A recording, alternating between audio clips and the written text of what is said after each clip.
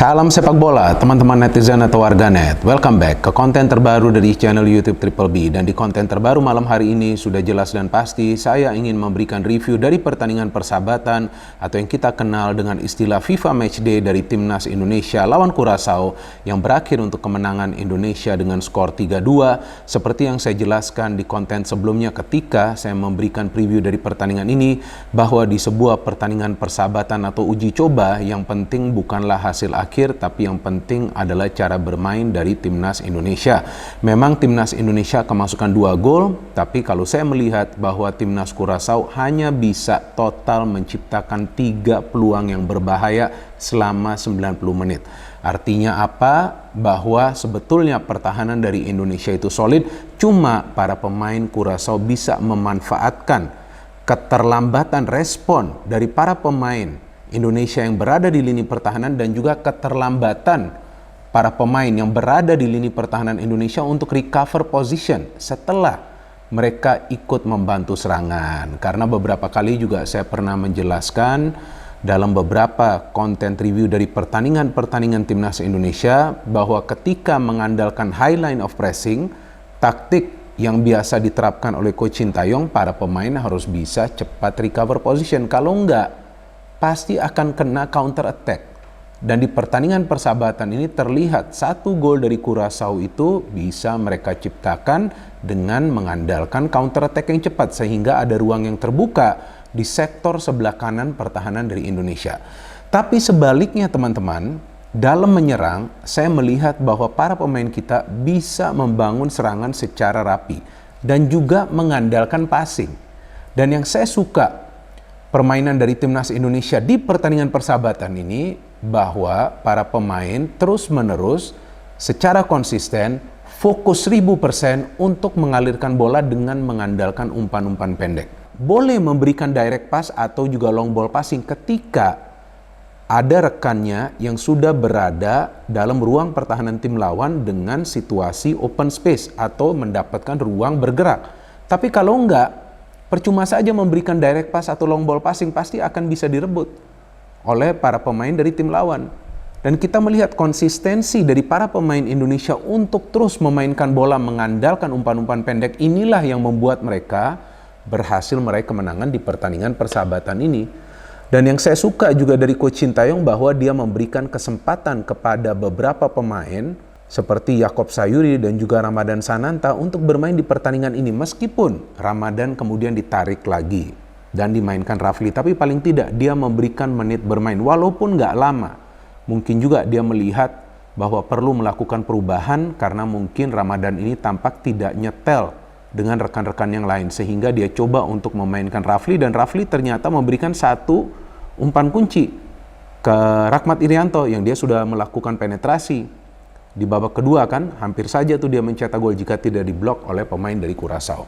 Nah, dari starting lineup ini teman-teman, yang saya melihat bahwa Coach Sintayong menurunkan pemain-pemain pilar seperti Egy dan Witan di depan, ada Dimas Drajat sebagai striker. The good news is, atau kabar baiknya, bahwa Dimas Drajat sebagai striker yang dipasang dari awal bisa memberikan 1 assist, bisa mencetak 1 gol, dan bahkan dia beberapa kali memberikan umpan kunci. Artinya ya perlahan-lahan dia sekarang sudah mulai nyetel lah dengan game plan-nya dari Coach Sintayong. Dia rajin turun ke lini tengah untuk menjemput bola, dia rajin melakukan pergerakan tanpa bola agar rekan-rekan yang lain mendapatkan ruang yang terbuka.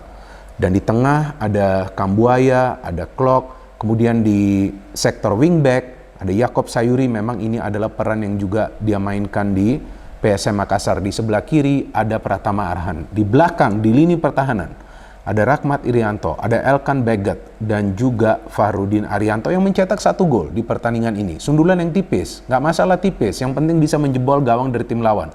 Di posisi penjaga gawang, Nadio, berapa save yang Nadio lakukan? Kalau dari hitungan saya nggak ada, 0 save ya, penyelamatan nggak ada. Jadi memang para pemain Curaçao ini hanya memanfaatkan kelengahan dari para pemain Indonesia yang berada di lini pertahanan. Mereka juga sulit untuk bisa menciptakan peluang yang berbahaya ke arah gawang dari Nadio. Artinya apa? Sebetulnya high line of pressing dari Indonesia itu berhasil, tapi ketika pemain di lini pertahanan ini terlambat recover, itu yang dimanfaatkan oleh para pemain Curaçao. Bagaimana jalannya pertandingan? Secara ball possession, penguasaan bola memang berada di kubu Curaçao.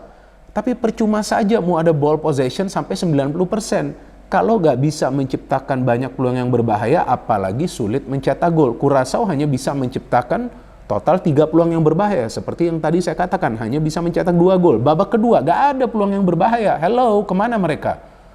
Iya kan, mereka sulit mengimbangi kecepatan dan juga agresivitas dari para pemain Indonesia. Memang Curaçao juga main body nih. Mainnya keras di babak pertama. Tapi ketika para pemain Indonesia bisa melakukan counter press, mereka tahu bahwa para pemain Curaçao main body charge terus, mereka melakukan counter press, baru para pemain Curaçao kehilangan ide untuk bisa membongkar pertahanan dari Indonesia. Dan memang di 10 menit awal Curaçao mainnya kasar banget teman-teman. Bahkan Egy itu 2 kali dilanggar secara keras ya. Dan ternyata mereka yang unggul lebih dulu ketika ada pemain mereka yang melepaskan tendangan dari luar kotak penalti, terkena tiang, sayang, tampaknya itu Elkan Baggett dan Maklok atau juga Rahmat Irianto yang terlambat merespon situasi rebound tersebut, dan bisa akhirnya pemain dari Curaçao mendapatkan bola dan mencetak gol ke gawang dari Nadio. Tapi tidak lama kemudian Maklok bisa menyamakan kedudukan ketika ada interchange passing antara Egy yang merebut bola sedikit di luar kotak penalti. Pertahanan dari Curaçao memberikan umpan tersebut ke Dimas Derajat, dan kita bisa melihat peran dari Dimas Derajat cukup besar dalam proses gol ini teman-teman, karena dia tidak egois, dia tidak memilih untuk syuting, tapi dia memilih untuk memberikan bola kepada Maklok yang memang berada di posisi yang lebih ideal, dan Maklok bisa melakukan finishing yang sempurna. Tentu itu yang diperlukan ketika seorang pemain sudah berada di dalam kotak penalti pertahanan tim lawan dan jaraknya dekat dengan gawang dari tim lawan, dan Maklok bisa menyamakan kedudukan. Setelah itu kita melihat bahwa tidak lama kemudian Indonesia bisa meraih keunggulan ketika Pratama Arhan memberikan atau melakukan atau melepaskan lemparan ke dalam yang jauh, dan Farudin Arianto sepertinya melakukan sundulan secara tipis dan bisa menjebol gawang dari Curaçao. Tapi ketika sedang asik menyerang, kita bisa melihat satu counter attack dari Curaçao itu bisa dimanfaatkan oleh para pemain mereka untuk mencetak gol ketika para pemain kita terlambat recover. Baggett terlambat recover ke defense, dan kemudian ada umpan yang diberikan ke ruang pertahanan sebelah kanan Indonesia yang terbuka dan bisa dimanfaatkan oleh pemain Curaçao untuk mencetak gol. Setelah itu kita masih punya peluang ketika Witan memberikan umpan kepada Yakob, sayang syutingnya di dalam kotak penalti ini bisa di-save.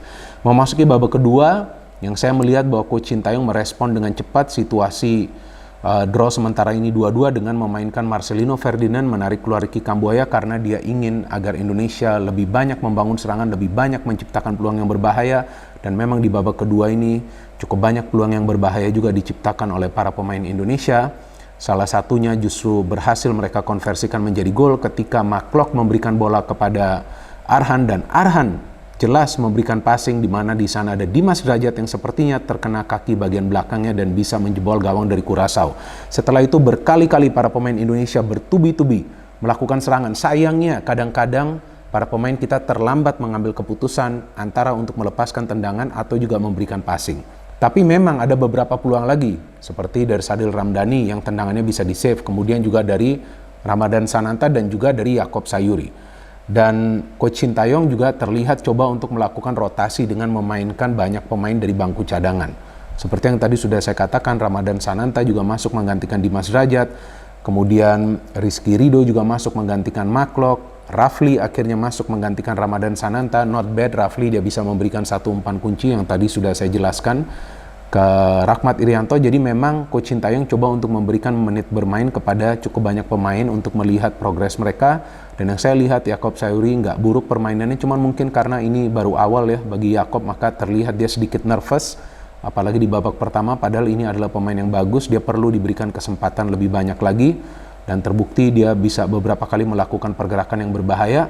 Dan juga terlihat bagaimana antisipasi dari Coach Sintayong ketika timnas Indonesia berada dalam situasi deadlock. Dengan skor 2-2 dia memainkan Marcelino, dan tampak penyerangan dari Indonesia lebih hidup lagi. Dan Marcelino sebagai salah satu pemain yang muda yang berada di skuad senior baru berusia 18 tahun bermain dengan sangat tenang teman-teman. Ini memang pemain yang bagus. Sadil ketika masuk menggantikan Egy juga menunjukkan performa yang bagus. Dia sudah lama bermain di Malaysia dan terlihat dia menjadi pemain yang berbeda sekarang setelah lama bermain di Malaysia. Jadi kita tunggu saja nanti pertandingan kedua dari timnas Indonesia lawan Curaçao pada hari Selasa malam nanti. Tapi seperti yang tadi saya katakan di awal, yang penting bukan hasil akhir, yang penting adalah cara permainan. Kalau saya melihat dari pertandingan malam ini dalam menyerang sudah bagus, mengandalkan umpan-umpan pendek, dalam bertahan sedikit terlambat untuk recovery, dan kadang-kadang melihat bola tapi tidak melihat pergerakan dari para pemain Curaçao, tapi secara keseluruhan adalah permainan yang baik ditunjukkan oleh para pemain timnas Indonesia karena mereka juga mencegah Curaçao menciptakan banyak peluang. Curaçao lagi-lagi saya ulangi hanya mendapatkan 3 peluang yang berbahaya teman-teman. Dan melewati menit ke-75 tampak mereka juga sudah sulit untuk bisa mengimbangi pergerakan-pergerakan cepat dari para pemain Indonesia. Ya, kita tunggu saja pertandingan selanjutnya dari timnas Indonesia. Jangan lupa hari Selasa malam nanti. No hate, no politics, only football. Salam sepak bola.